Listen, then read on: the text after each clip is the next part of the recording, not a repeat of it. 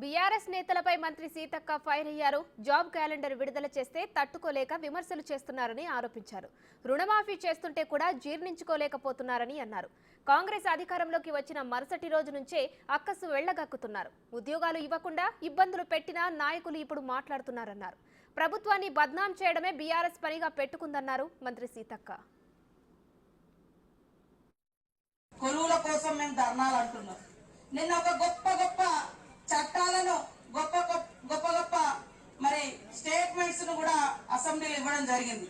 ఇదే పొంగులేటి శ్రీనివాస్ రెడ్డి గారు పెద్దలు మరి ధరణి మూలంగా ఎన్ని ఇబ్బందులు అయినాయో భూపాలపల్లి జిల్లా వాళ్ళు ఎంతమంది మరి ఎంఆర్ఓల చుట్టూ తిరిగిర్రు, కలెక్టర్ల చుట్టూ తిరిగిర్రు, అదంతా తెలుసు.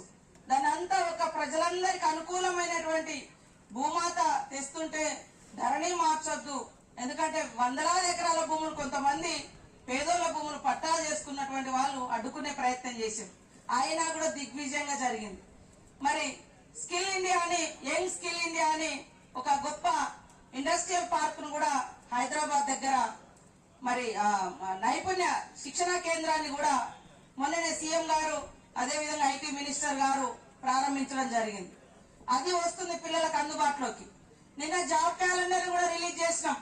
తట్టుకోలేక ఇవాళ విమర్శల మీద విమర్శలు. నిన్నటిదాకా మీరే ఉన్నారు, ఉద్యోగాలు ఎవరైతే నోటిఫికేషన్లు ఇచ్చినా కూడా లీకేజ్ చేసి మరి అబాస్ పాలైనరు.